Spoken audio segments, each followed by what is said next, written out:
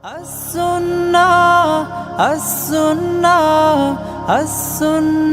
Foundation.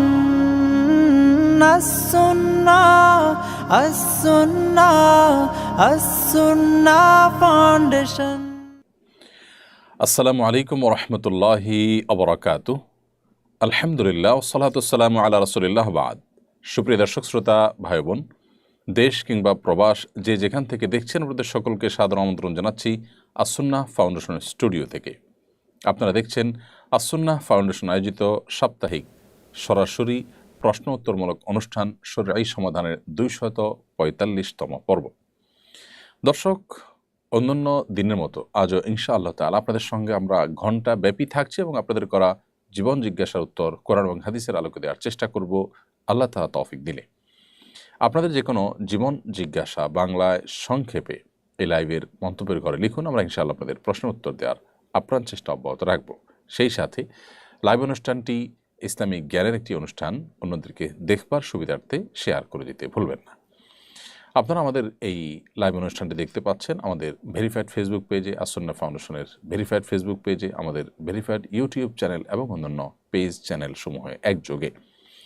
যে কোনো জায়গায় প্রশ্ন করলে ইনশাআল্লাহ বিদিল্লাহ আপনাদের প্রশ্নগুলোকে সংগ্রহ করে আমরা উত্তর দেওয়ার চেষ্টা অব্যাহত রাখব। প্রিয় দর্শক, আস-সুন্নাহ ফাউন্ডেশনের কোনো আপডেট থাকলে সাধারণত সেটি আমরা লাইভের শুরুতে জানিয়ে থাকি। আল্লাহর অশেষ অনুগ্রহে আমাদের অনেকগুলো আপডেট আপনাদেরকে দেওয়ার মতো রয়েছে। তোর মধ্যে বন্যা দুর্গত লক্ষ্মীপুর জেলায় আজ অর্থাৎ জুমাবার লক্ষ্মীপুর জেলাতে ২০ জন রিকশা চালককে নতুন ২০টি অটো মিশুক দেওয়া হয়েছে, যার প্রতিটি ১,২৫,০০০ টাকা মূল্যের। এর বাইরে আমাদের গৃহায়ণ প্রকল্প যেটি বন্যা দুর্গত মানুষদের জন্য, সেটিও খুব দ্রুত গতিতে এগিয়ে চলেছে এবং নগদ অর্থ সহায়তা যেটি রয়েছে কৃষকদের জন্য এবং অন্যান্য ক্ষুদ্র ব্যবসায়ীদের জন্য, সেটিও কিন্তু অব্যাহত গতিতে এগিয়ে চলছে। এছাড়া আস-সুন্নাহ ফাউন্ডেশনের বৃক্ষরোপণ প্রকল্প সমাপ্ত হলো, স্বাবলম্বীকরণ প্রকল্প চলমান আছে এবং আমাদের অন্যান্য সেবামূলক কাজও যথারীতি চলমান আছে। আস-সুন্নাহর স্কিল ডেভেলপমেন্ট ইনস্টিটিউটের মাধ্যমে যে আমাদের ট্রেনিং সেন্টার রয়েছে, সেখানেও আল্লাহ তাআলার অশেষ অনুগ্রহে আমাদের কাজ দুর্বার গতিতে এগিয়ে যাচ্ছে। আমাদের প্রিয় স্বদেশে বেকারত্ব দূরীকরণের লক্ষ্যে, মানুষের দারিদ্র্য বিমোচনের লক্ষ্যে আমাদের স্কিল ডেভেলপমেন্ট ইনস্টিটিউটে আমরা আমাদের সাধ্যের সবটুকুন দিয়ে চেষ্টা করছি ভালো কিছু মানুষকে, জাতিকে উপহার দেওয়ার। আল্লাহ আমাদেরকে তৌফিক দান করুন। আর বিলম্ব না করে চলুন আপনাদের যে সমস্ত প্রশ্ন ইতিমধ্যে আমাদের কাছে পৌঁছে গেছে সেগুলোর উত্তর দেওয়ার চেষ্টা করি। আমি দেখতে পাচ্ছি শুরুতেই জাহানারা ইমাম আপনি লিখেছেন, কেউ যদি কারো হারাম বা অবৈধ সম্পর্কে সাহায্য করে, সাহায্যকারীর কি গুনাহ হবে? অবশ্যই গুনাহ হবে।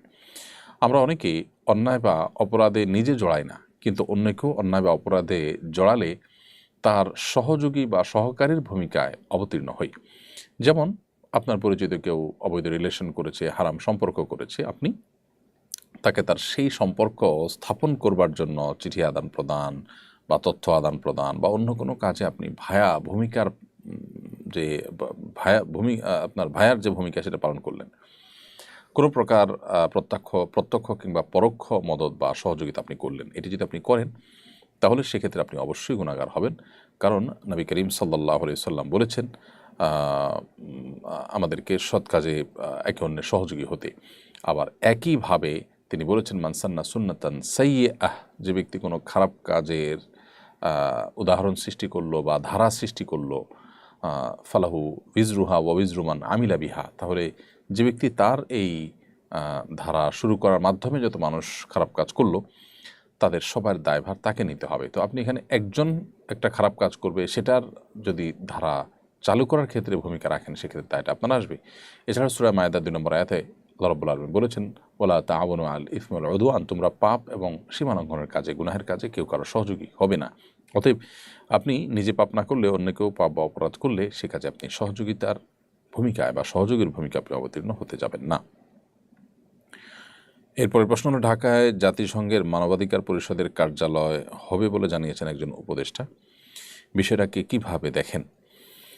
দেখুন, এই বিষয়ে ইতিমধ্যে দেশের গুরুত্বপূর্ণ ব্যক্তিবর্গ, গুরুত্বপূর্ণ প্রতিষ্ঠান থেকে নানা ব্যক্তিবর্গ ইতিমধ্যে নানা আশঙ্কার কথা জানিয়েছেন এবং যে সমস্ত আশঙ্কা জানিয়েছেন তারা সেগুলো সামনে রাখলে দিনের আলো মতো পরিষ্কার হয়ে যায় যে আসলে এটিকে আমাদের ওয়েলকাম না করার যথেষ্ট কারণ রয়েছে। বিশেষ করে আমরা জানি পৃথিবীর বিভিন্ন দেশে জাতিসংঘের মানবাধিকার কমিশনের কার্যালয় স্থাপনের ব্যাপারে স্থানীয় যে মূল্যবোধ আছে সেগুলোর বিরুদ্ধে জাতিসংঘের সেই আপনার মানবাধিকার কমিশন অফিস, কান্ট্রি অফিস স্থানীয় মূল্যবোধের বিরুদ্ধে দাঁড়িয়েছে বলে বিভিন্ন অভিযোগ রয়েছে। এবং সেই সাথে বিশেষ করে আমরা আমাদের পার্শ্ববর্তী দেশ নেপাল এবং শ্রীলঙ্কার কথা জানি যে বহু বছর যাবৎ জাতিসংঘ সেখানে মানবাধিকার কমিশন অফিস করতে চেয়েছে, কিন্তু তারা সেটাতে সেই দেশগুলো সম্মত হয়নি। অতএব আমাদের আশেপাশের অন্যান্য ছোটো ছোটো দেশে যেটা তারা সম্মত হয়নি, আমরা সেটা সম্মত হব কি না আমার মনে হয় সরকারের সংশ্লিষ্ট নীতি নির্ধারণী মহলকে বারবার সেটা ভেবে দেখবার যথেষ্ট কারণ রয়েছে। আরেকটা গুরুত্বপূর্ণ বিষয় হলো যে জাতিসংঘের মানবাধিকার কমিশনের কান্ট্রি অফিস রয়েছে পৃথিবীর সম্ভবত 17 দেশে বা এর কম বেশি হতে পারে, এবং যে কটা দেশে আছে তার সবগুলোতে, সুদান অন্যান্য যে সমস্ত দেশগুলো এরকম আছে সবগুলো দেশেই মূলত গৃহযুদ্ধ বেঁধে আছে, সিভিল ওয়ার, গৃহযুদ্ধ চলছে। এরকম দেশগুলোতে সাধারণত আপনার জাতিসংঘের মানবাধিকার কমিশন অফিস হয়ে থাকে। তো বাংলাদেশে সেরকম কোনো পরিস্থিতি আসলে নেই। এখানে অফিস হওয়ার মানে হলো বাংলাদেশে যে এরকম একটা পরিস্থিতি আছে সেটাকে মেনে নেওয়া।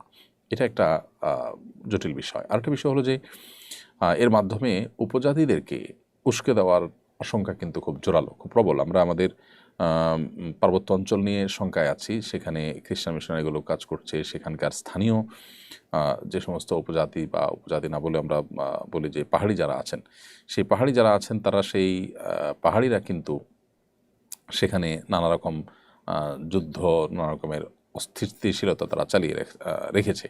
সেখানে মানবাধিকারের নাম দিয়ে সেখানে নতুন একটা রাষ্ট্র গঠন করার কোনো চক্রান্ত, ষড়যন্ত্র হওয়ার সম্ভাবনা আছে কিনা সংশ্লিষ্ট মহল সেটি খতিয়ে দেখবেন। পূর্ব তিমুর বা পৃথিবীর অন্যান্য জায়গাগুলো আলাদা রাষ্ট্রে পরিণত হয়েছে, তার প্রেক্ষাপট কী ছিল সেগুলো নিশ্চয়ই তারা তলিয়ে দেখবেন এবং খতিয়ে দেখবেন। বিধায় বিষয়টিকে আমার মনে হয় সরকারের খুব গভীরভাবে চিন্তা করে তারপর সিদ্ধান্তে নেওয়া আসা উচিত, এবং এ বিষয়ে দেশের সর্বস্তরের মানুষ, বিশেষ করে ওলামায়ে কেরাম, তাদের মতামতগুলোকে গুরুত্বের সাথে বিবেচনা করা দরকার। এমডি হাসান আলী হাসান আপনি লিখেছেন, মা যদি বউকে তালাক দিতে বলেন, ছেলে বউকে তালাক দিতে বাধ্য কিনা? মা যদি স্ত্রীকে তালাক দিতে বলেন, ছেলে তার মায়ের কথায় স্ত্রীকে তালাক দিতে সবসময় বাধ্য নন। বিশেষ করে মা যদি কোনো যুক্তিসঙ্গত কারণ ছাড়া ছেলের স্ত্রীকে তালাক দিতে বলেন, তাহলে ছেলে মায়ের সে নির্দেশ পালন করা তার জন্য জরুরি নয়, বরং দেখতে হবে যে মায়ের সে নির্দেশটা যৌক্তিক কিনা। যদি যৌক্তিক হয়, যথেষ্ট কারণ থাকে, তাহলে সেটা মানবেন। আর যদি মনে হয় যে অযৌক্তিক বা অন্যায়, অনেক সময় ছেলের বউর প্রতি তার কোনো বিশেষ কারণে অপছন্দ বা ভালো না লাগা রয়েছে, এরকম কোনো ব্যাপার স্যাপার থাকলে সেক্ষেত্রে আপনার জন্য মায়ের সে নির্দেশ পালন করা জরুরি না। মা বাবার সব নির্দেশ পালন করা জরুরি, কিন্তু যে নির্দেশ পালন করতে গিয়ে কোনো অন্যায় করতে হবে, আপনাকে কারোর প্রতি অবিচার করতে হবে, সেটি পালন করা কিন্তু আপনার জন্য জরুরি বা আবশ্যক নয়, বরং সেটি অমান্য করা আবশ্যক। কারণ আল্লাহর অবাধ্য হয়ে কারোর প্রতি জুলুম করে মা বাবার আনুগত্য করতে আমাদেরকে কিন্তু বলা হয়। মা বাবার আনুগত্য আমরা করব, কিন্তু মা বাবা কাউকে খুন করতে বলে যেরকম খুন করবো না, ঠিক এভাবে স্ত্রী যদি নিরপরাধ হয় তাহলে তাকে তালাক দিতে বললে আমরা তালাক দেবো না। তবে যদি মা বাবা যৌক্তিক কোনো কারণে সেটি বলেন, তাহলে অবশ্যই সেটিকে মানতে হবে সন্তান হিসেবে আমাদের। এখানে ইব্রাহিম আলাইহিসসালাম তার ছেলে ইসমাইল আলাইহিসসালামকে তার স্ত্রীকে তালাক দেওয়ার জন্য পরামর্শ দিয়েছিলেন, তিনি সেটা শুনেছেন। ওমর রাদিয়াল্লাহু তাআলা আনহু তার ছেলেকে তার স্ত্রী তালাক দেওয়ার জন্য বলেছেন, তিনিও সেটা শুনেছেন। এই যে ব্যাপারগুলো রয়েছে, এগুলো এক্সেপশন ছিল। কারণ হলো তারা ইব্রাহিম ইসলাম নবী হিসাবে এবং ওমর রাদিয়াল্লাহু তাআলা আনহু আল্লাহ নবী সাল্লাল্লাহু আলাইহি সাল্লামের খলিফা হিসাবে তাদের যে দূরদর্শিতা ছিল, তাদের যে বিবেচনা ছিল, সেটা অবশ্যই অন্যায়ের ঊর্ধ্বে। অর্থাৎ তারা অন্যায় বা জুলুম বশত কোনো নির্দেশ করে থাকবেন এটি হতে পারে না, বা এটির সম্ভাবনা নেই। বিশেষ করে নবীর ক্ষেত্রে তো এটা মোটেই নেই। তো সেই জায়গা থেকে তাদের নির্দেশটা সম্পূর্ণ ভিন্ন। এখন আপনার আমার মা বাবা, আমরা যারা আছি, আমরা কিন্তু তাদের মতো নই, যার কারণে আমাদের ভালো মন্দ বিবেচনা করে তারপরে সেটিকে আমলে নিতে হবে। গরুচোর সন্দেহে নড়াইলে 3 জনকে পিটিয়ে হত্যা করা হয়েছে, আইন নিজের হাতে তুলে নেওয়ার ব্যাপারে শরীরের বিধান কি? খুবই দুঃখজনক, এটি আমাদের দেশে মব জাস্টিস দাঁড় করানো বা আপনার কি বলে এটাকে মানুষকে বিচার করার দায়িত্ব নিজের হাতে তুলে নেওয়া, এটা খুবই জঘন্য একটি বিষয়। নবী করিম সাল্লাল্লাহু আলাইহি সাল্লামের জীবদ্দশায় দেখুন 1450 বছর আগের পৃথিবীতেও সাহাবা ইকরাম যখন এরকম কোনো পরিস্থিতি হতো যে তাদের মনে হতো একজন মানুষ অপরাধী, তাকে শাস্তি দেওয়া দরকার, তার নবী সাল্লাল্লাহু আলাইহি ওয়াসাল্লামকে জিজ্ঞাসা করতেন, কারণ তিনি বিচারকের ভূমিকায় ছিলেন। অথবা একজন বিচারক হিসাবে, শাসক হিসাবে তাকে জিজ্ঞাসা করতেন, হে আল্লাহ রাসূল, অমুকের গর্দানকে আমি উড়িয়ে দিব, অর্থাৎ সে যে অপরাধ করেছে তার তো মৃত্যুদণ্ড হওয়ার কথা, আমি কি করবো কিনা। নবী সাল্লাল্লাহু আলাইহি ওয়াসাল্লাম এই যে পারমিশন নিতেন এবং তার জন্য অপেক্ষা করতেন, এখান থেকে বোঝা গেল কাউকে অপরাধী মনে হলেই তাকে শাস্তির মুখোমুখি করে ফেলা বা বিচার নিজে নিজে করে ফেলা, এটার সুযোগ ইসলাম কিন্তু আমাদের জন্য রাখেনি। এজন্য কোনো ব্যক্তিকে চোর সন্দেহ হলো, খারাপ কোনো কিছু সন্দেহ হলো, আর আপনি তাকে পেটাতে শুরু করলেন এবং পেটাতে হত্যা করে ফেলেছেন, খুবই জঘন্য অপরাধ। যারা এই কাজ করেছেন আইন নিজের হাতে তুলে নিয়ে তারা অপরাধী হয়েছেন, ইসলাম শরীয়তের দৃষ্টিকোণ থেকেই তারা জঘন্য অপরাধ করেছেন, মানুষ খুনের অপরাধী হয়েছেন তারা। একজন মানুষ যদি অপরাধী হয়ও তাকে যথাযথ আইনের আওতায় আপনি আনবেন। আমাদের দেশের সমস্যা হলো যে বিচারহীনতার যে সংস্কৃতি আছে, এই সংস্কৃতির কারণে সাধারণ মানুষের আস্থা কমে গেছে আইন এবং বিচারের প্রতি। সেই আস্থাহীনতার কারণে দেখা যায় যে এই জাতীয় আপনার সমস্যা, অর্থাৎ আইন হাতে তুলে নেওয়ার যে অপসংস্কৃতি, সেটি চালু হয়েছে। বিধায় সংশ্লিষ্ট যারা আছেন, শাসক যারা আছেন, তাদের কর্তব্য হলো বিচারহীনতার এই সংস্কৃতি দূর করা এবং সুবিচার প্রতিষ্ঠা করা, ন্যায় বিচার প্রতিষ্ঠা করা, যাতে সাধারণ মানুষের আস্থা হয়। সাধারণ মানুষ যেন পুলিশের কাছে তুলে দিয়ে, থানায় তুলে দিয়ে মামলা করে তারা যেন সঠিক বিচার পান, সে আস্থা যদি হয়, তাহলে সেক্ষেত্রে মানুষ আসলে নিজের হাতে আইন তুলে নেওয়ার এই কাজটি করবে না। তারপর অ্যাজ এ মুসলিম আমাদের বিচারহীনতার কালচার থাকুক আর যাই থাকুক না কেন, নিজের হাতে আইন তুলে নিয়ে সন্দেহের বশে কোনো মানুষের হত্যা করলে বা কোনো মানুষকে মারলে, তার উপর আক্রমণ করলে, সেক্ষেত্রে আমি গুনাহগার হলাম, পাপিষ্ট হলাম, অপরাধী হলাম। আল্লাহ সুবহানাহু ওয়া তাআলা বলেছেন, ইয়া আইয়ুহাল্লাযীনা আমানু ইজতানিবু কাসীরাম মিনায-যন্ন ইন্না বা'দায-যন্নি ইসম। হে ইমানদারগণ, তোমরা অনেক ধারণা করা থেকে বেঁচে থাকবে, কারণ কিছু কিছু ধারণা, অর্থাৎ কারোর প্রতি কোনো প্রমাণ ছাড়া তুমি মন্দ ধারণা করলে এই ধারণা কিন্তু অপরাধ। বিধায় ধারণা করাটা যেখানে অপরাধ, সেখানে ধারণা করে একজন মানুষকে চোর, ডাকাত বা খারাপ সাব্যস্ত করে তাকে মারধর করা তো ডাবল অপরাধ হবে। রেজাউল করিম রিমন লিখেছেন, অফিসের কাজে বাইরে গেলে গাড়ি ভাড়া নেওয়া হয়। প্রশ্ন হলো, ওই কাজ পায়ে হেঁটে গিয়ে করা এবং গাড়ি ভাড়া নিয়ে নেওয়া কি জায়েজ হবে? রেজাউল করিম, অফিসের কাজে বাহিরে গেলে আপনাকে যে গাড়ি ভাড়া দেওয়া হয়, সেটা আপনি পাবেন যদি আপনাকে অফিসে গাড়ি ভাড়া করার জন্য থোক কোনো বরাদ্দ দেওয়া থাকে, যে তোমার এটা গাড়ি ভাড়া যাবৎ বিল তোমাকে অগ্রিম দেওয়া হলো, তুমি এই টাকা খরচ করো, এটার জন্য কোনো ভাউচার তোমাকে জমা দিতে হবে, এটা তোমার হক। তাহলে সেক্ষেত্রে আপনি হেঁটে গিয়ে টাকাটা পকেটে রেখে দিতে পারেন। আর যদি ব্যাপারটা এরকম হয় যে তুমি যাও, খরচ যেটা হয় সেটা তুমি ভাউচার জমা দিয়ে টাকা নিবে, তাহলে সেক্ষেত্রে মানে হলো আপনার যেতে যদি খরচ হয়, তাহলে আপনি যা খরচ হলো সেটা ভাউচার নিয়ম অনুযায়ী দিয়ে টাকা নেবেন। এই রকম পরিস্থিতিতে আপনি ফেক ভাউচার দিয়ে টাকা নেওয়া জায়েজ হবে না, কারণ ভাউচারে লিখবেন আপনি এই জাতীয় জায়গায় গিয়েছেন, অমুক গাড়িতে গিয়েছেন, যেটা রাহা মিথ্যা কথা। তো সে মিথ্যা কথা বলে আপনার জন্য জায়েজ নয়।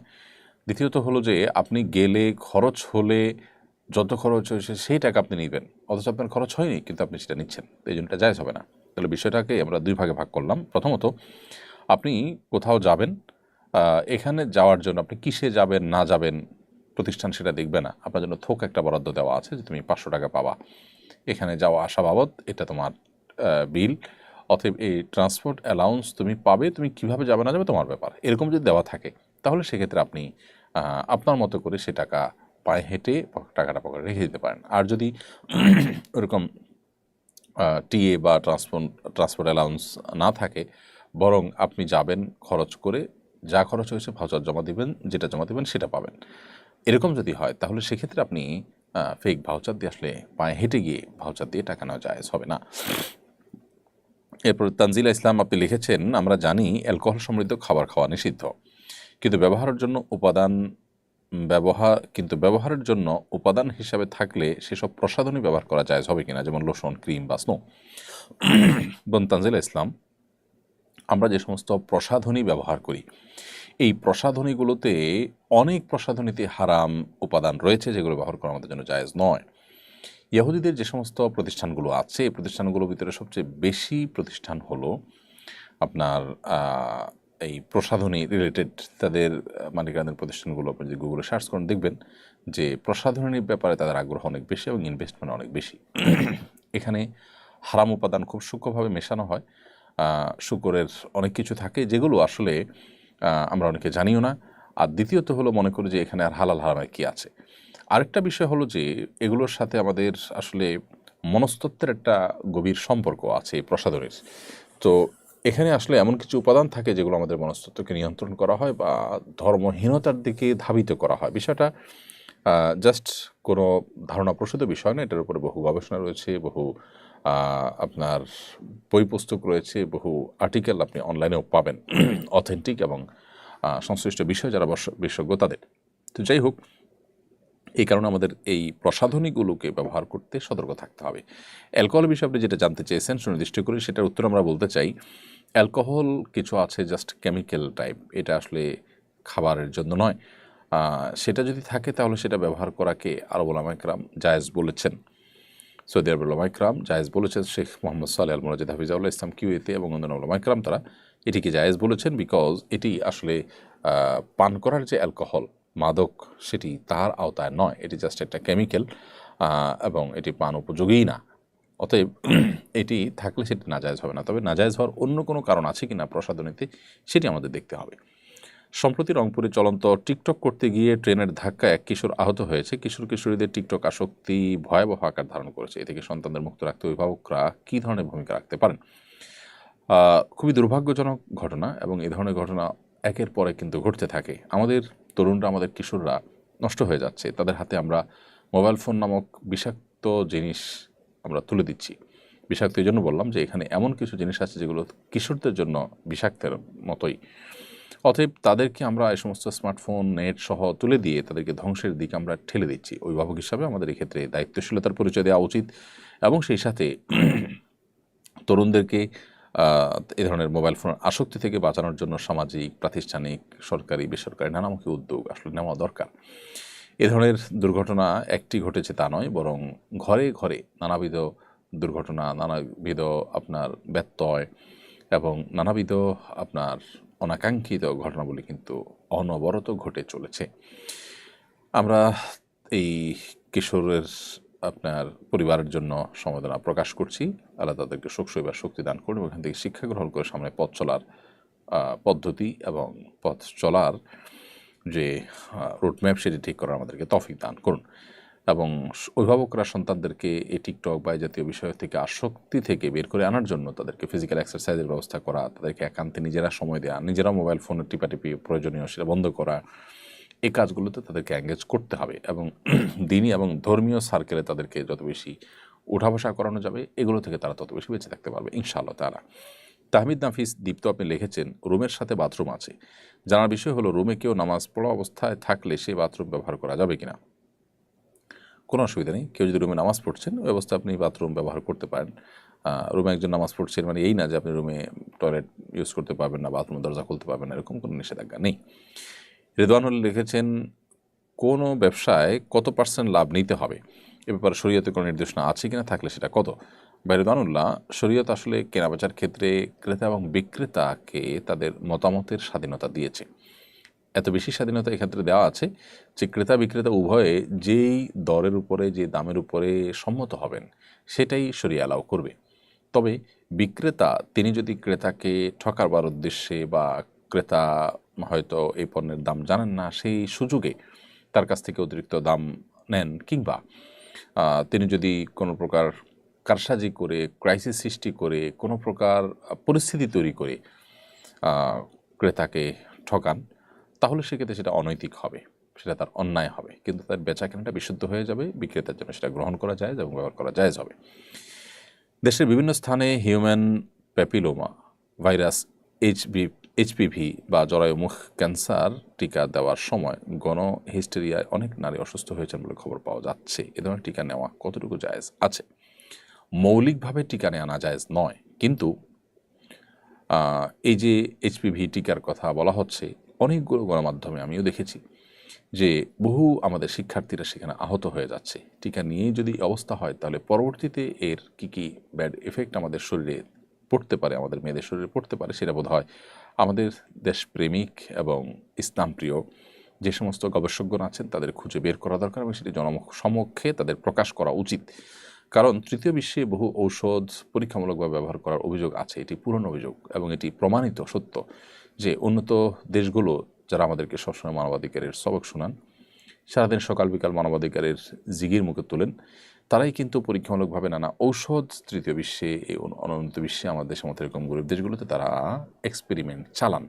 এবং এক্সপেরিমেন্ট চালাতে গিয়ে এই গরিব দেশগুলোতে যে ম্যাসাকার হয়, যে ধ্বংস লীলা হয়, সেগুলো আসলে আমাদের সবারই কম বেশি জানা। বিশেষ করে যে কোভিড-19 যে টিকা, এই টিকা যখন বের হলো, এটা নিয়ে যখনই কেউ নেগেটিভ কথা বলল, তখন নানানভাবে তাদেরকে হেনস্থা করা হয়েছে।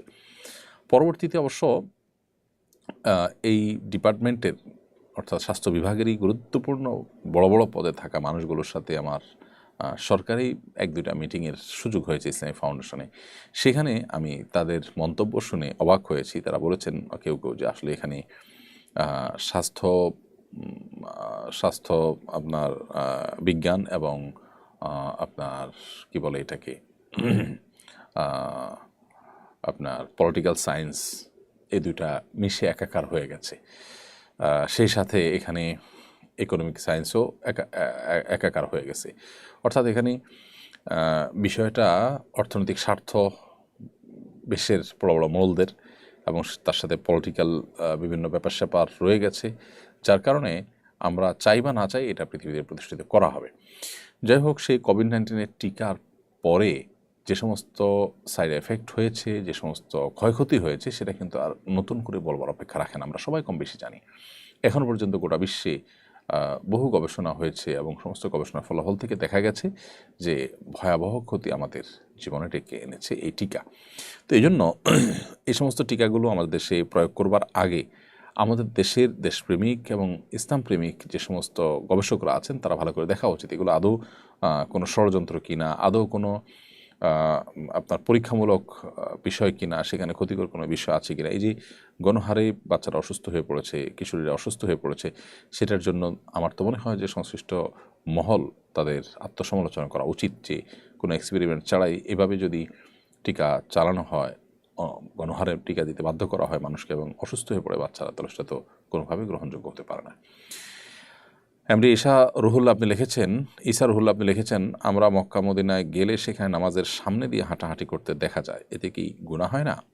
মক্কা মদিনা আপনি যখন যাবেন সেখানে দেখবেন কেউ কেউ হাঁটাহাঁটি করছে হারামে, তো এটা আসলে অনুচিত কাজ। নামাজি ব্যক্তির সামনে হাঁটা নিষেধ, সেটা হারামে গায়ে হারামে সব জায়গা সমান।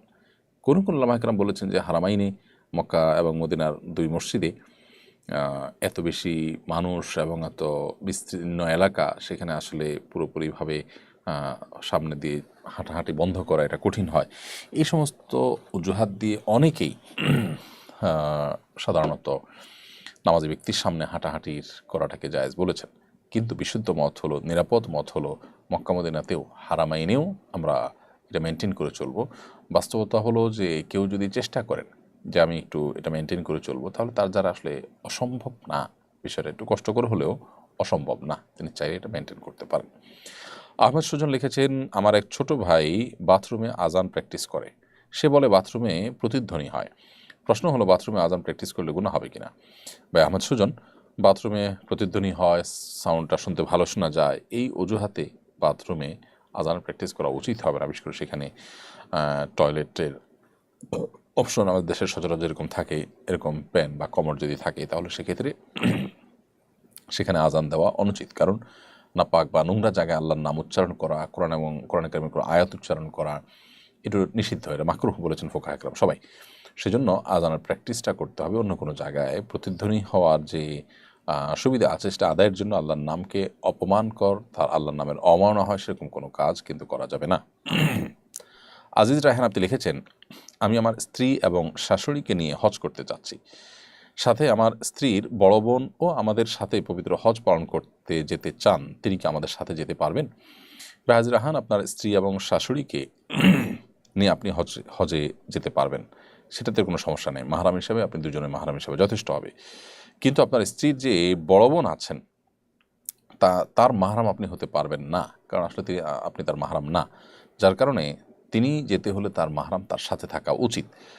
অবশ্য বিদিনী টাউনের একটা ফতোয়া রয়েছে, তাকে উসমান সাহেবের একটা ফতোয়া রয়েছে এবং আরও বিভিন্ন ওলামা ইকরামের ফতোয়া রয়েছে এ প্রসঙ্গে যে কোনো নারী যদি তার পরিচিত অন্যান্য নারীদের সাথে একই কাফেলা যুক্ত হয়ে যান, তার নিজের মাহরাম না থাকলেও সেটি জায়েজ হবে হজের ক্ষেত্রে এবং উমরার ক্ষেত্রে। কারণ তার মাহরাম সাথে যাওয়ার যে ব্যাপারটা, এটা মূলত তার সেফটির জন্য, নিরাপত্তার জন্য, ফিতনামুক্ত থাকার জন্য। তো সেটি অন্যান্য নারী যারা আছেন তার কাফেলাতে, তার পরিচিত, তাদের সাথে থাকার ফলে সেই আশঙ্কা আর থাকে না। সেই জায়গা থেকে তারা এটাকে জায়েজ বলেছেন, অন্তত নিরুপায় ব্যক্তির জন্য। কিন্তু অন্যান্য ওলামা ইকরাম ঠিক এটাকে নাজায়েজই বলেছেন। অতএব নিরাপদ হলো মাহরাম নিয়ে তারপরে যাওয়া। অনেককে গুনাহের কাজে আলহামদুলিল্লাহ, মাশাআল্লাহ, ইনশাআল্লাহ বলতে শোনা যায়। যেমন ইনশাআল্লাহ এবছর আমার একটা সিনেমা আসবে, মাশাআল্লাহ আপনার মেয়ে তো ভালো নাচতে পারে। গুনাহের কাজে এভাবে আল্লাহর নাম নেওয়ার বিধান কি? খুবই অন্যায় কথা। এটা ইসলামী জ্ঞান না থাকার কারণে, ইসলামী জ্ঞানের অভাবের কারণে আমরা আসলে করে থাকি। কোনো অপরাধ কর্ম, কোনো গুনাহের কাজ, কোনো পাপের কাজ করাটা, এটা তো ইটসেলফ একটা অপরাধ। সেটার সাথে মাশাআল্লাহ, সুবহানাল্লাহ, আলহামদুলিল্লাহ, ইনশাআল্লাহ এগুলো যুক্ত করাটা প্রমাণ করে যে সেই কাজটাকে আপনি অপরাধ মনে করছেন না। আপনি কাউকে খুন করবেন, যদি আপনি বলেন যে ইনশাআল্লাহ আমি কাউকে খুন করবো, তাহলে বিষয়টা কী দাঁড়ালো? এই বিষয়টা তো এই দাঁড়ালো যে আপনি খুন করাটাকে ভালো মনে করছেন, সেটাকে আপনি অ্যাপ্রিসিয়েট করছেন। তাহলে অপরাধকে অপরাধ মনে না করাটা ডাবল অপরাধ। একে তো আপনি অপরাধে লিপ্ত হলেন, আবার অপরাধকে কোনো দোষের বিষয় মনে করলেন না। তো এই জন্য একজন মুসলিম কখনো আসলে এই বিষয়গুলোতে অসতর্ক থাকতে পারেন না। অপরাধ বোধ কমে গেলে সাধারণত এই বিষয়গুলো হয়। ইসলাম সম্পর্কে ধারণা থাকার কারণে এগুলো হয়ে থাকে। যারা এগুলো করছেন তারা আল্লাহকে ভয় করে সরে আসবেন এবং এগুলো বলবেন না।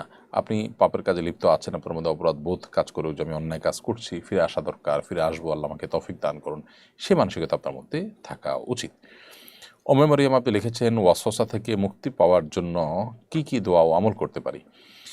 বোন উম্মে মারিয়াম, ওয়াসওয়াসা থেকে, কুমন্ত্রণা থেকে মুক্তি লাভের জন্য আপনি সাধারণভাবে আল্লাহ সুবহানাহু ওয়া তাআলার কাছে দোয়া করতে পারেন, আল্লাহ আমার মনের ওয়াসওয়াসা আপনি দূর করে দেন।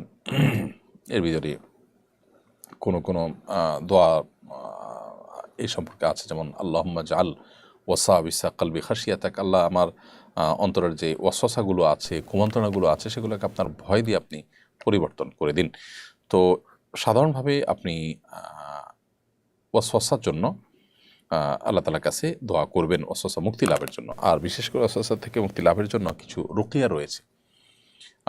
আপনি প্লে স্টোরে বা ইউটিউবে বা অন্যান্য চ্যানেলে আপনি যদি খোঁজ করেন ওয়াসওয়াসার রুকিয়া, তাহলে সেক্ষেত্রে বহু ওয়াসওয়াসার রুকিয়া পাবেন। সেগুলো আপনি শুনতে পারেন, এতে ওয়াসওয়াসার এই রোগটা সাধারণত দূর হয়। রোমান মিয়া আপনি লিখেছেন, আমার দাদা আজ থেকে 40 বছর আগে হারিয়ে গিয়েছেন। আমাদের ধারণা তিনি আর বেঁচে নেই। আমরা কি এখন তার গায়েবানা জানাজা আদায় করতে পারবো? ভাই রোমান, আপনার দাদা যিনি 40 বছর আগে হারিয়ে গিয়েছেন, তিনি আদৌ বেঁচে আছেন না মারা গেছেন আপনারা জানেন না। তো যেহেতু এটাই নিশ্চিত না যে তিনি বেঁচে আছেন কিনা, সেহেতু আপনারা তার গায়েবানা জানাজা পড়বেন না। যেহেতু মুসলিম প্রধান দেশে তিনি যদি কোথাও মারা যেয়ে থাকেন, তার জানাজা হয়েছে, এটাই জোরালো সম্ভাবনা। অতএব যদি জানাজা হয়নি, সেটি আপনাদের জোরালো সম্ভাবনা থাকে, এমন কোনো জায়গায় হারিয়েছে যে এখানে হারানোর ফলে আসলে তার জানাজা দেওয়ার মতো কেউ থাকবে না, তাহলে সেক্ষেত্রে গায়েবানা জানাজা প্রশ্ন আসে সাধারণত। বিধায় আপনাদের উপরে গায়েবানা জানাজা এখানে আবশ্যক নয় বা প্রযোজ্য নয়। আল আমিন আপনি লিখেছেন, মান্যতের টাকা কোন পর্যায়ের গরিবকে দিতে হবে? আপনি জাকাত ফিতরা যে ধরনের গরিবকে দেন, অর্থাৎ যারা নিঃস্ব, কিছুই নেই, অথবা যাদের আছে যা আছে তা দিয়ে তাদের আসলে দিন চলে না, তাদের কষ্ট হয় চলতে, সেই রকম গরিবদেরকে আপনি মান্যতের টাকা দিতে পারবেন। আব্দুল্লাল জনি আপনি লিখেছেন, আমার এক বন্ধু অতি তাড়াতাড়ি নামাজ পড়ে, এটা কতটুকু ঠিক? ধীরে ধীরে নামাজ আদায়ের কথা বললে সে বলে সূরা শেষ হলেই তো হলো। তাড়াহুড়া করে নামাজ পড়া একেবারেই অনুচিত কাজ। নামাজের অত্যন্ত গুরুত্বপূর্ণ একটা পার্ট হলো ধীরস্থিরতা। ধীরস্থিরতা, এটাকে তাড়াহুড়ার সাথে নামাজ না পড়ে ধীরস্থিরতার সাথে, ইতমিনানের সাথে, প্রশান্ত চিত্তে আস্তে আস্তে নামাজের সমস্ত রকমগুলোকে সঠিকভাবে পালন করা, এটাকে আরবের উলামা ইকরাম, হাম্বলি মাযহাবের উলামা ইকরাম ফরজ বলেছেন, হানাফি মাযহাবের উলামা ইকরাম ওয়াজিব বলেছেন। সেজন্য তাড়াহুড়া করে নামাজ পড়া উচিত নয়। তিনি যদি বলেন যে সূরা শেষ হলেই তো হলো, তো সূরা তাড়াহুড়া করে শেষ করা আর ধীরে ধীরে শেষ করা তো এক নয়। প্রথমত কখনো কখনো অতিরিক্ত তাড়াহুড়ার কারণে নামাজ হবেই না। দ্বিতীয়ত হলো যে কখনো কখনো তাড়াহুড়া যদি আপনার খুব বেশি না হয়, তাহলে সেক্ষেত্রে আপনার নামাজের কোয়ালিটি নষ্ট হবে। আপনি কারোর প্রশংসা করছেন, প্রশংসা করতে গিয়ে যদি আপনি অনেক বেশি হুলস্থুল করেন, অনেক বেশি তাড়াহুড়া করেন, নিশ্চয়ই তিনি সেটাকে ভালোভাবে নেবেন না। তো আল্লাহর ক্ষেত্রে কীভাবে আপনি আশা করেন? নবী করিম সাল্লাল্লাহু আলাইহি সাল্লাম বলেছেন সবচেয়ে নিকৃষ্ট চোর হলো যে নামাজ চুরি করে। আর নামাজের মধ্যে চুরির ব্যাখ্যা দিতে গিয়ে তিনি বলেছেন যে ব্যক্তি নামাজ তাড়াহুড়ো করে। অতএব তাড়াহুড়া যদি সীমা ছাড়িয়ে যায়, যে যতটুকু দেরি করা দরকার ততটুকু না করেন, তাহলে তো নামাজই হবে না। আর যদি এত বেশি তাড়াহুড়া না হয়, তাহলে সেক্ষেত্রে এই কমপক্ষে কোয়ালিটি নষ্ট হবে। যত ধীরস্থিরতা, যত শান্ত চিত্তে আপনি নামাজ পড়বেন, যত সময় নামাজ পড়বেন, নামাজ তত কোয়ালিটিফুল হবে এবং তত বেশি আল্লাহ তাআলার কাছে গ্রহণযোগ্য হবে ইনশাআল্লাহু তাআলা। প্রিয় দর্শক, দেখতে দেখতে আমরা অনুষ্ঠানের ঠিক মাঝামাঝি পর্যায়ে এসে পৌঁছেছি। সময়ে আমাদের একটি বিরতিতে সবসময় আমরা যেয়ে থাকি। সময় হচ্ছে বিরতিতে যাওয়ার, আমাদের সাথে থাকবেন ইনশাআল্লাহু তাআলা। অসহায় দরিদ্রদের দারিদ্র্য দূরীকরণ ও স্বাবলম্বীকরণের লক্ষ্যে আসুন্নাহ ফাউন্ডেশন পরিচালনা করছে স্বাবলম্বীকরণ প্রকল্প। স্বাবলম্বীকরণ প্রকল্পের আওতায় এ যাবৎ প্রায় ৩,০০০ মানুষকে প্রশিক্ষণ ও স্বাবলম্বীকরণ উপকরণ প্রদান করা হয়েছে। আপনার জাকাতের অর্থে স্বাবলম্বী হতে পারে অসহায় দরিদ্র মানুষ। আসুন্নাহ ফাউন্ডেশনের জাকাত তহবিলে জাকাত পাঠাতে ভিজিট করুন www.asunnahfoundation.org/donate/zakat। বিরতির পর আবার আপনাদেরকে স্বাগতম জানাচ্ছি আমাদের লাইভ অনুষ্ঠানে। আপনারা দেখছেন আসুন্নাহ ফাউন্ডেশন থেকে আয়োজিত সাপ্তাহিক সরাসরি প্রশ্ন উত্তরমূলক অনুষ্ঠান শরীআহ সমাধান। বিরতির আগে আমরা অনেকগুলো প্রশ্ন উত্তর দিয়েছি। এই মুহূর্তে আমি যে প্রশ্নটি দেখতে পাচ্ছি সেটি হলো, জাহাঙ্গীরনগর ইউনিভার্সিটির আদি নাম ছিল জাহাঙ্গীরনগর মুসলিম ইউনিভার্সিটি। বিষয়টা নতুন করে আলোচিত হচ্ছে। অনেকে একে আদি নামে ফিরিয়ে আনার কথা বলছেন। বিষয়টা কতটা জরুরি মনে করেন? দেখুন, কোনো বিশ্ববিদ্যালয়ের নাম মুসলিম হওয়া জরুরি নয়। একটা বিশ্ববিদ্যালয় মুসলিম অমুসলিম সবার জন্য অবারিত থাকতেই পারে এবং নামের মধ্যে মুসলিম রাখা কোনো আবশ্যক নয়। কিন্তু প্রতিষ্ঠা থেকে যখন মুসলিম শব্দটি থাকে, সেটাকে বাদ দেওয়াটা তো অবশ্যই গুরুতর অপরাধ এবং অন্যায় কথা। হিন্দুদের নামে যদি কোনো প্রতিষ্ঠান থাকে, তাহলে সেক্ষেত্রে সেটাকে পরিবর্তন করে মুসলমানদের নামে নামকরণ করা কিংবা সেটাকে তাদের নাম কেটে সেকুলার নামকরণ করার কথা তো মুসলমানরা কখনো বলেন না।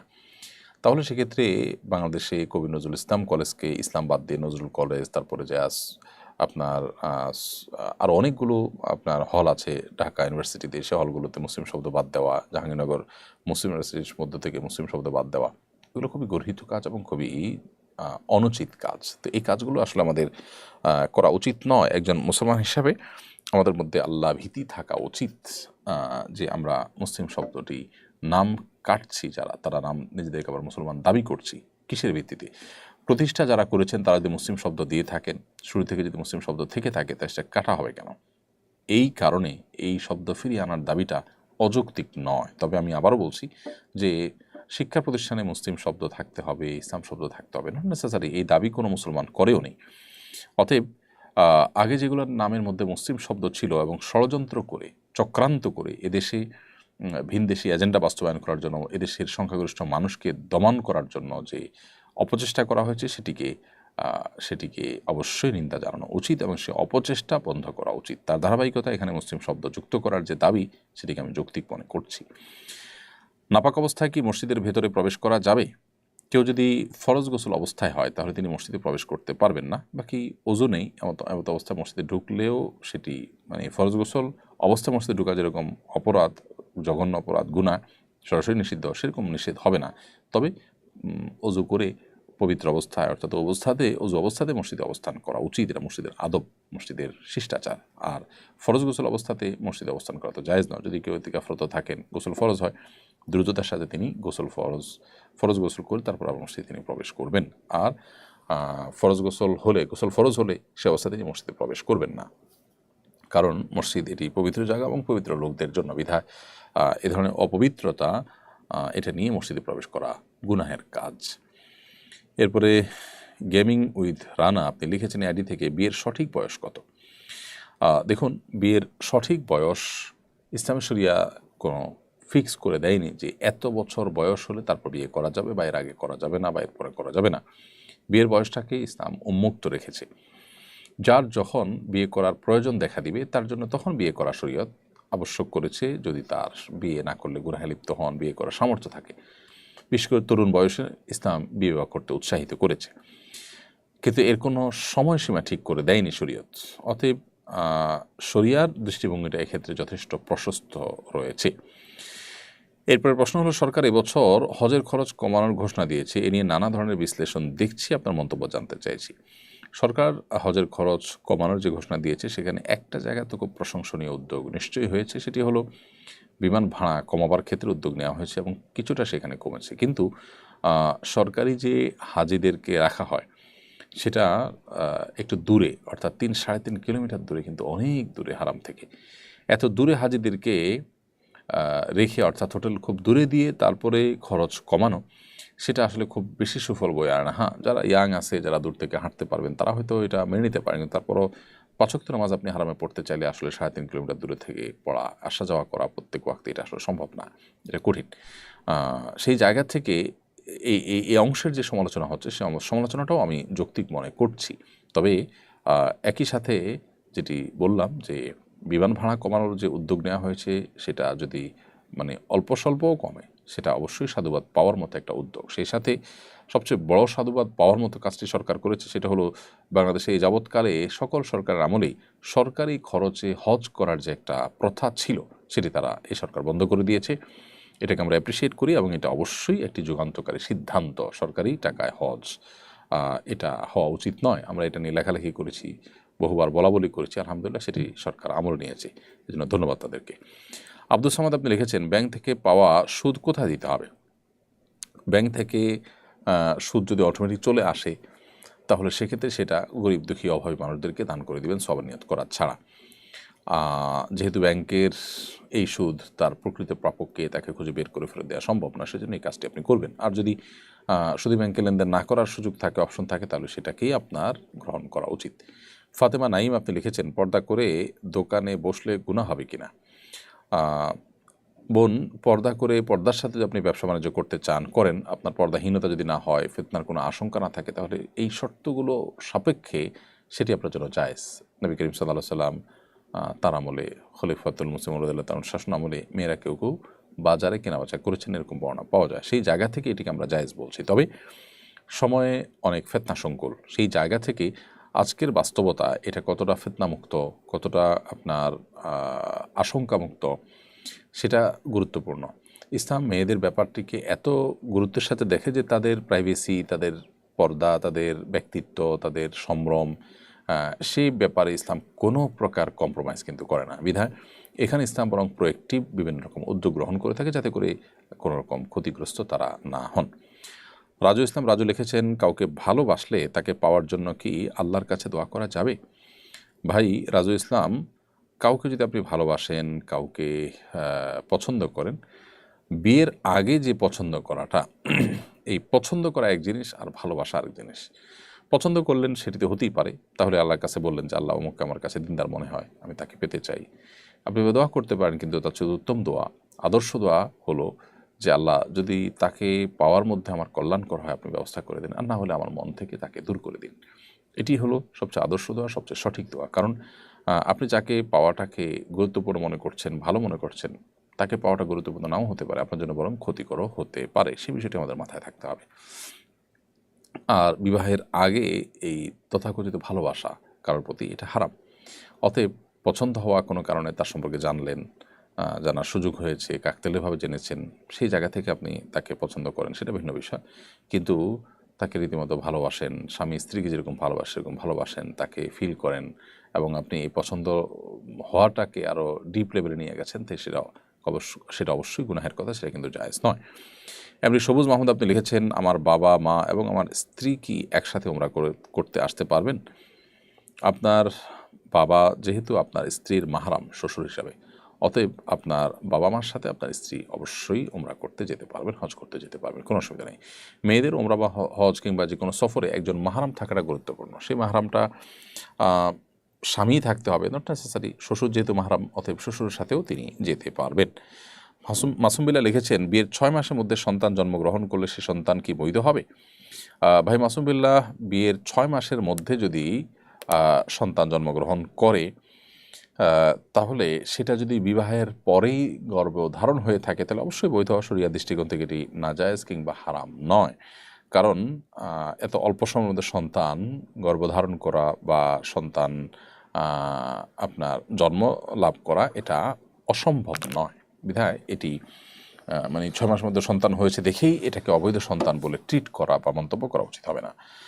এরপরে আরএফ টিউব এই চ্যানেল থেকে আপনি আমাদের ইউটিউব চ্যানেলে প্রশ্ন করেছেন, আমার বয়স 28, শিক্ষক নিবন্ধনের ভাইবা দিব, চাকরিটা নিশ্চিত হলে তারপর পূর্ণাঙ্গভাবে ইসলামের পড়াশোনায় মনোযোগী হওয়ার ইচ্ছা আমি পোষণ করছি, সিলেবাসটা কেমন হওয়া প্রয়োজন? ভাই, আপনাকে আমি বলবো যে কোরআন কারীমের একটি সংক্ষিপ্ত ব্যাখ্যা সহকারে অনুবাদ আপনার কাছে থাকতে পারে, এটি আপনি একটু একটু করে পড়ে শেষ করবেন, সম্ভব হলে পাঠচক্র করবেন, পড়ে তার পর্যালোচনা করবেন।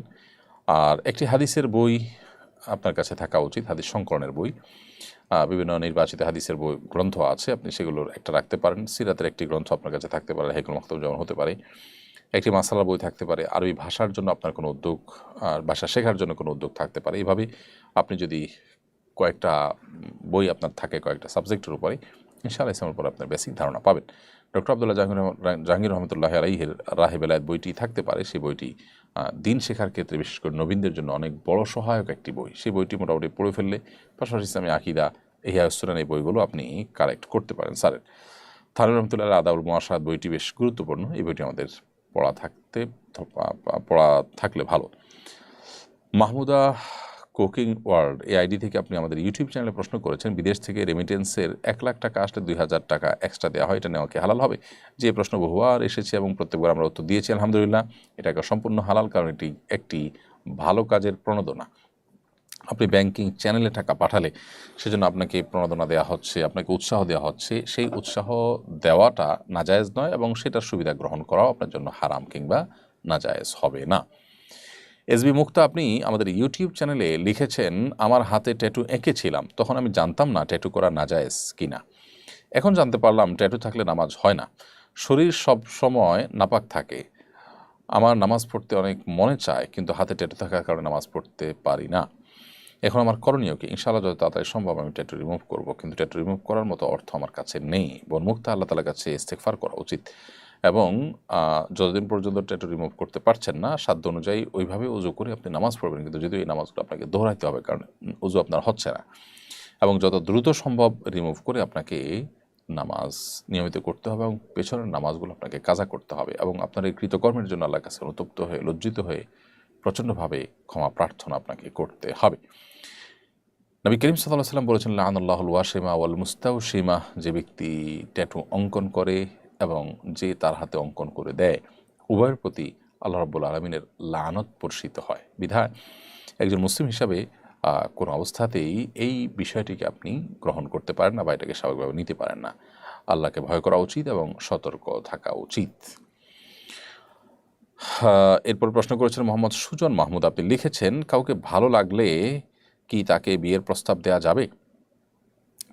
আপনি কাউকে পছন্দ করেছেন, আপনার কাউকে ভালো লাগে, জাস্ট এই ভালো লাগার ভিত্তিতেই আপনি তাকে বিয়ের প্রস্তাব দিতে পারেন, কিন্তু এই পছন্দ করা এবং ভালো লাগাটা এটা যদি তথাকথিত প্রেম বা বিবাহ বহির্ভূত সম্পর্ক করে আপনার একটা পর্যায় পর্যন্ত আসেন এভাবে, তাহলে সেটা বা চোখের গুনাহ করতে করতে আপনার মধ্যে এই ভালো লাগা কাজ করেছে, তাহলে সেটা আরেকটা কাবিরা গুনাহ, তার জন্য আল্লাহর কাছে মাপ চাওয়া উচিত। বাট পছন্দ হয়েছে কোনো কারণে, বিশেষ করে দিনই কারণে যদি পছন্দ হয়ে থাকে, তাহলে তাকে বিয়ে প্রস্তাব তো আপনি দিতেই পারেন। কোহিনুর আখতার আপনি আমাদের ইউটিউব চ্যানেলে লিখেছেন, আমার স্বামী বিয়ের দিন থেকে আজও পর্যন্ত আমাকে একটা সুতোও দেয় নাই, গত 4 বছর একটা ওষুধ পর্যন্ত খাওয়াই নাই। আমি একজন দর্জি, রাত দিন কাজ করি, অথচ সে তার উপার্জনের পুরাটা তার ভাই ভাবিকে দিয়ে দেয়। সে 5 ওয়াক্ত নামাজ পড়ে, রোজা রাখে, আমি ছাড়া সবাই তাকে ভালো বলে, এসব নিয়ে বললে আমাকে কটু কথা বলে, এখন আমার করণীয় কি জানাবেন? বোন কোহিনুর, আপনার স্বামী যদি আপনি যেমনটি বলেছেন ঠিক এরকমই হয়, আমরা যেহেতু এক পক্ষের বক্তব্য শুনেছি, আরেক পক্ষের বক্তব্য শুনিনি, অতএব আমি পুরো ঘটনার আপনার যে কনক্লুশন সেটাতে যাচ্ছি না, বা পুরো ঘটনার যে আপনার চূড়ান্ত সিদ্ধান্ত বা ফলাফল সেটাও আমি যাচ্ছি না সেটাতে, কিন্তু আপনি যেটুকু বলেছেন এটুকুর উপর ভিত্তি করে বলছেন, যদি ঘটনা এটুকুই হয়ে থাকে বা এরকমই হয়ে থাকে, তাহলে সেক্ষেত্রে আপনার স্বামী অবশ্যই অপরাধী এবং আপনার অধিকার চাওয়া সেখানে দোষের নয়। তিনি নামাজ কালাম পড়েন, রোজা রাখেন, তারপরও তিনি যদি স্ত্রীর যে আর্থিক যে পাওনা আছে, তার যে অধিকার আছে, ভরণ পোষণ আছে, সেটা দিতে তিনি বাধ্য হয়ে, সেটা তিনি না দিলে তিনি গুনাহগার হবেন এবং তিনি ইসলামটা বুঝতে পারছেন না। ভাই ভাবিকে দেওয়াটা তার জন্য ফরজ নয়, তার জন্য স্ত্রীর ভরণ পোষণ দেওয়া ফরজ। স্ত্রী নিজে যদি উপার্জন থাকেও, তারপরও স্ত্রী নিজের উপার্জন নিজে চলতে বাধ্য নন, অতএব স্বামী সেই জায়গা থেকে তার স্ত্রীর ব্যাপারে আরও বেশি সহনশীল হতে হবে তাকে। আমি ভারত থেকে বলছি, পড়াশোনার ক্ষেত্রে সব থেকে ফলপ্রসূ আমলের কথা বলবেন। পড়াশোনা করার জন্য রাতে তাড়াতাড়ি শুয়ে ভোর রাতে উঠে পড়াশোনা করার চেষ্টা করবেন। আল্লাহর নাম নিয়ে পড়াশোনা করার চেষ্টা করবেন, বিসমিল্লাহ বলে পড়াশোনা করার চেষ্টা করবেন। এগুলোতে পড়াশোনা আপনি মনোযোগী হতে পারবেন, রপ্ত করতে পারবেন খুব দ্রুততার সাথে ইনশাআল্লাহ তাআলা। রিয়াজ ওয়াসিম আপনি ইউটিউব চ্যানেলে লিখেছেন, ব্যাংক লোন নিয়ে জমি কিনেছিলাম, অনেক বছর আগে লোন পরিশোধ হয়েছে, এখন এই জমি বিক্রি করে ওমরাহ করা যাবে কিনা? বা রিয়াজ ওয়াসিম, ব্যাংক লোন নিয়ে যে জমি কিনেছেন সেটি অবশ্যই সুদি লোন নিয়েছেন। সুদি লোন নিয়ে থাকলে সেটি অবশ্যই গুনাহের কাজ করেছেন। কিন্তু আপনি সুদি লোন যখন নিয়েছেন তখন সুদ যে হারাম সেই ধারণা আপনার ছিল না, কিংবা সেই ধারণা থাকলেও সেই চেতনা আপনার ছিল না। তখন যদি এমনটি হয়ে থাকে, এখন যেহেতু দেনা পরিশোধ হয়ে গেছে, তাহলে আপনি যদি ফিরে আসেন, তওবা করেন, অনুতপ্ত হন, লজ্জিত হন, আল্লাহর কাছে ক্ষমা চান, তাহলে সেক্ষেত্রে আপনার সেই চ্যাপ্টারটা ক্লোজ হয়ে গেছে। কারণ আল্লাহ সুবহানাহু ওয়া তাআলা বলেছেন, ফামান জাআহু মাউযাতুম মির রাব্বিহি ফান্তাহা ফালাহু মা সালাফ। যে ব্যক্তি তার কাছে সুদ হারাম হওয়ার বিষয়ে আল্লাহর পক্ষ থেকে যে নসিহা সেটি এসে পৌঁছার পর সে বিরত রয়েছে, আর সে সামনে বাড়েনি, এই রকম লেনদেন আর করেনি, তাহলে তার পূর্বের যেগুলো হয়েছে সেগুলো আল্লাহ তাআলা মাফ করবেন। বিধায় এই জমি বিক্রি করে আপনি চাইলে ওমরা করতে পারবেন। আশরাফুল আহমেদ আপনি লিখেছেন, সিগারেট খেয়ে নামাজে গেলে নামাজ হবে কিনা? ভাই আশরাফুল, আপনি ধূমপান করেছেন, অবশ্যই সেটা একটি অপরাধ, গুনাহের কথা। আবার সেটা খেয়ে পান করে আপনি যদি নামাজে যান, তাহলে সেক্ষেত্রে মুখের যে দুর্গন্ধ আছে সেই দুর্গন্ধে কোনো মানুষ ক্ষতিগ্রস্ত হতে পারে, সেই জন্য কোনো মানুষের কষ্ট হতে পারে, সেই জন্য এটি নাজায়েজ কথা। অর্থাৎ আপনি ধূমপান করলেন, ধূমপান করে সেটা মসজিদে মুসল্লিদের কষ্টের কারণ হলে সেটি গুনাহের কথা। কিন্তু সেই সাথে আপনাকে এও মাথায় রাখতে হবে, যদি আপনি ধূমপান করেন এবং ধূমপান করার পর মসজিদে গিয়ে নামাজ পড়েন, তাহলে সেক্ষেত্রে নামাজটা হয়ে যাবে। তবে এক্ষেত্রে আপনার যেটা করা উচিত সেটা হলো যে ধূমপান তো ছেড়ে দেওয়া উচিত। ধূমপান করাটাই তো গুনাহের কথা, আপনি সেটা ছাড়তে পারছেন না আপাতত, তাহলে সেক্ষেত্রে নামাজ ত্যাগ করবেন না। নামাজ আপনাকে ঠিকই পড়তে হবে, তবে নামাজের আগে মসজিদে যখন যাবেন বিশেষ করে বা নামাজ দাঁড়াবেন, তখন আপনি মুখ ভালো করে পরিষ্কার করে অন্তত দুর্গন্ধ দূর করার উদ্যোগ নিয়ে তারপর নামাজ যাবেন, মসজিদে যাবেন। জান্নাত সাথী আমাদের ইউটিউব চ্যানেল লিখেছেন, আমি দেশের বাইরে থাকি, এখানে কি বিউটি পার্লারে নন মুসলিমদের নেইল আর্টের কাজ করা যাবে?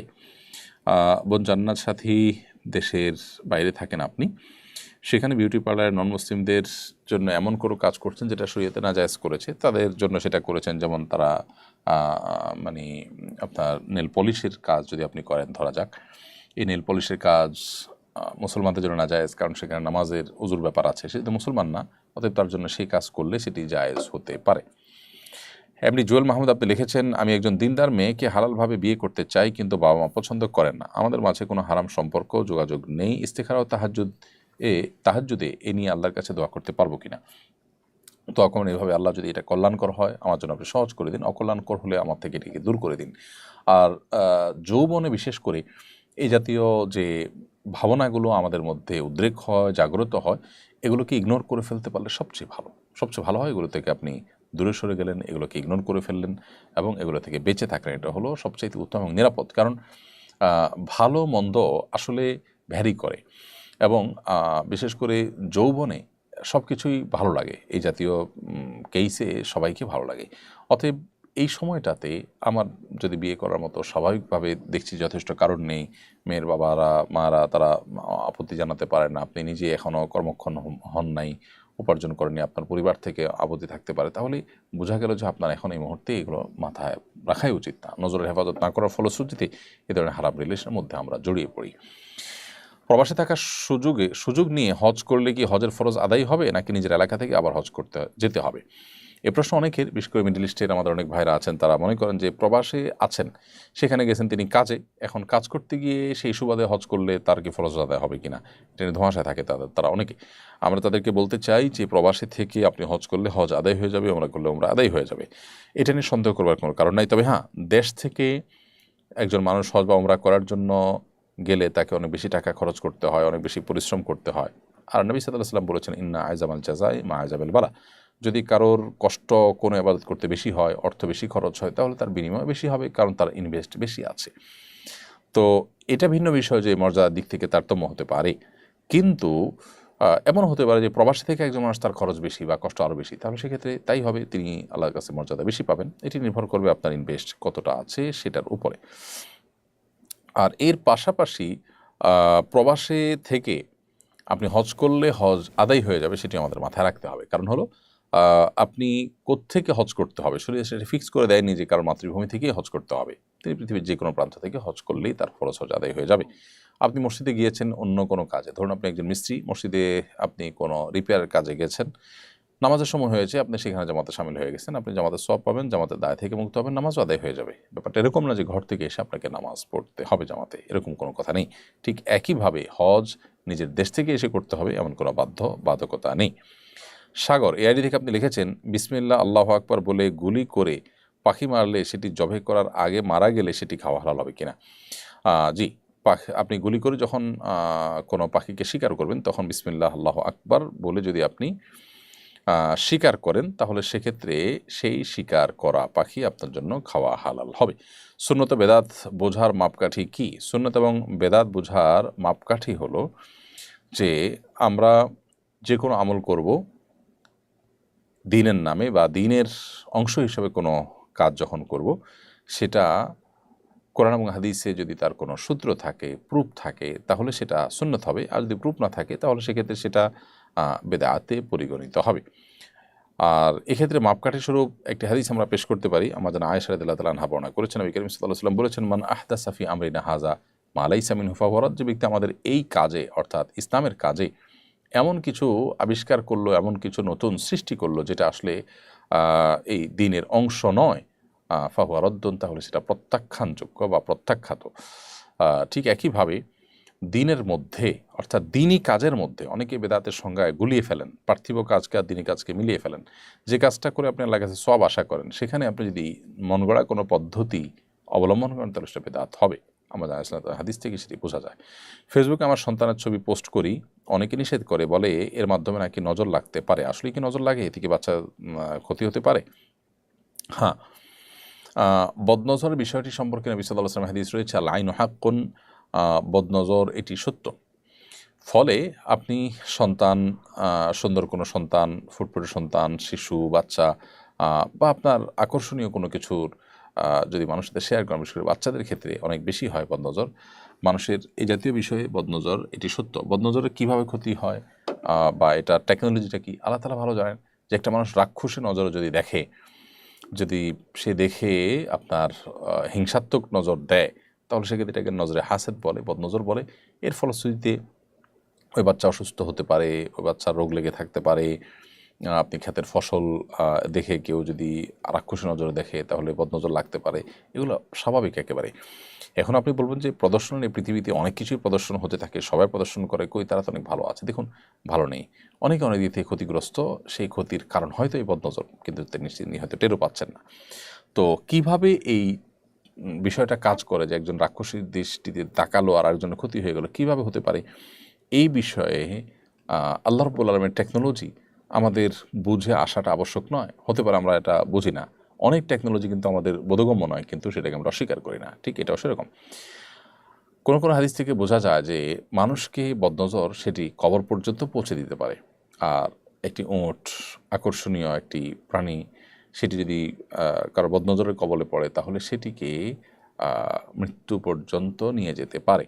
অর্থাৎ সেটা এমন পর্যায়ে অসুস্থ, রুগ্ন হয়ে যেতে পারে যে বাধ্য হয়ে মানুষ জবাই করে সেটাকে খেয়ে ফেলেছে, এরকম পর্যায়ে যেতে হতে পারে ওটের যেভাবে জবাইয়ের পদ্ধতি, অর্থাৎ নহত্যার মাধ্যমে। তো যাই হোক, বদনজরের বিষয়টি সত্য, এটি আমাদের অস্বীকার করবার কোনো সুযোগ নেই এবং বিশুদ্ধ হাদিস দ্বারা এটি প্রমাণিত। আবু সুফিয়ান লিখেছেন, আমি হোস্টেলে থাকি, নানান সময় খাবার খারাপ হলে তা ফেলে দিই, এটি কি অপচয় হবে? অপচয় হলে এটার জন্য কে দায়ী থাকবে?